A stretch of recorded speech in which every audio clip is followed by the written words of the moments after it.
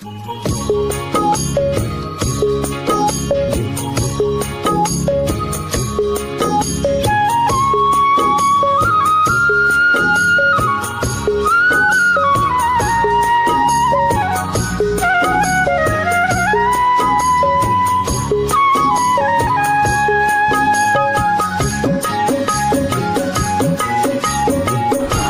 শুরু করা যাক। তো আজকে চলো সবাই একটু খিচুড়ি রান্না করা দেখি, মানে শিখি আমি খিচুড়ি রান্না করব, কিভাবে রান্না করব সেটা আমি সবাইকে দেখাবো।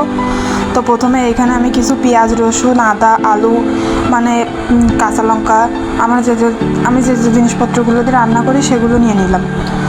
তো এখানে আমি একটু পেঁয়াজ কেটে নেব, সুন্দর করে পেঁয়াজগুলো একটু কুচি কুচি করে নেব। পেঁয়াজ তোলার পরে আমি একটু আদা কেটে নিলাম, আদাটাও আমি শিলপাটা বেটে নিব।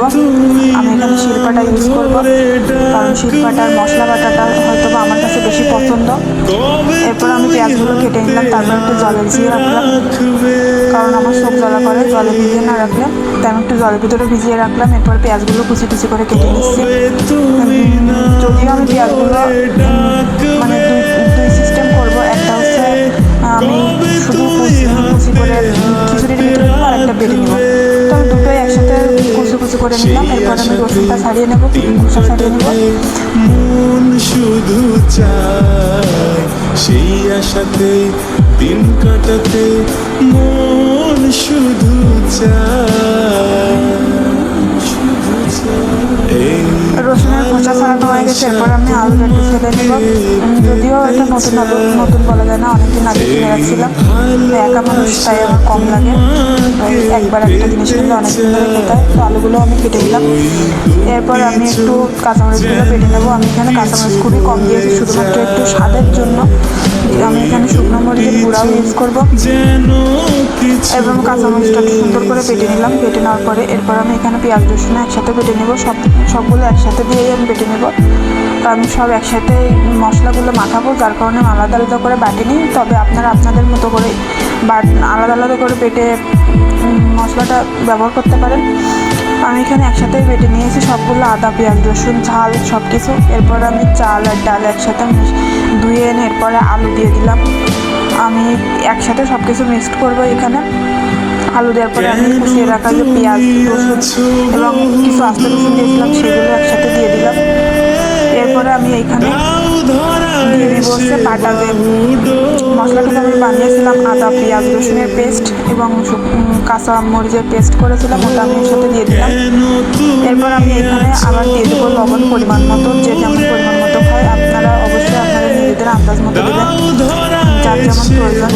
এখানে আমি 1.5 কাপ চাল এবং আধা কাপের একটু বেশি ডাল ব্যবহার করেছি, যেহেতু আমি একা মানুষ। এরপর আমি এখানে হলুদ দিয়ে দিলাম।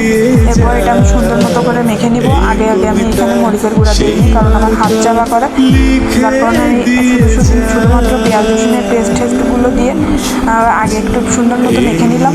হাত দিয়ে মাখার পরে এখানে আমি একটু জিরে গুঁড়ো দিয়ে দিলাম। জিরে গুঁড়ো দেওয়ার পরে আমি এখানে আবার একটু গরম মশলার গুঁড়ো দিব।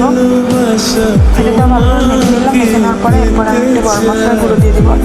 তো আপনারা চাইলেও এটাও গরম মশলা জিরে বাটা ইউজ করতে পারেন। আমি যেহেতু গুঁড়ো মশলা এটা খাই, এই জন্য আমি এখানে গুঁড়ো মশলা দিচ্ছি।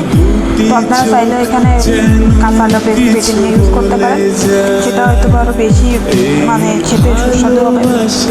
তারপরে আমি এটা সুন্দরভাবে মিক্সড করা হয়ে গেছে। এখন আমি হাতটা পরিষ্কার করে নেব ভালোভাবে, কারণ আমার হাতে চাল লেগেছিল, যেহেতু আমি নষ্ট করি না, ভদ্রমে নষ্ট করি না। এরপর আমি সুন্দর করে হাত থেকে প্রতিটা জিনিস এভাবে ছাড়িয়ে নিলাম। চাল লেগেছিল আমার হাতে, তাই আমি এখানে হাতটা ভালোভাবে পরিষ্কার করে নিলাম।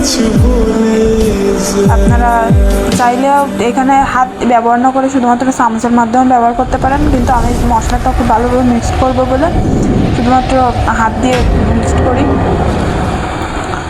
কারণ হাত দিয়ে মিশালে একটু। এরপর আমি শুকনো লঙ্কার গুঁড়ো দিয়ে দিলাম, কারণ আমি তখন দেইনি, তার কারণ আমার হাত জ্বালা করে, এই জন্য আমি দেইনি। তবে এখন দিয়ে চামচ দিয়ে আমি সুন্দরভাবে এটা মিশাই নেব। এখন দেখো আমি এখানে তেল দিয়ে দিলাম পরিমাণ মতো, যে যেমন তেল মানে ব্যবহার করো অবশ্যই সেই পরিমাণ মতো তেল দিবা। তো এবার আমি একটা চামচের মাধ্যমে সুন্দরভাবে এটা মিশিয়ে নেব। ভালোভাবে মিশানোর পরে এরপর আমি এটা মিশানো হয়ে গেলে আমি কিছুক্ষণের জন্য রেস্টে রেখে দিব, কারণ কিছুক্ষণ রেস্টে রেখে দিলে মশলাটা সুন্দরভাবে মিশে যাবে।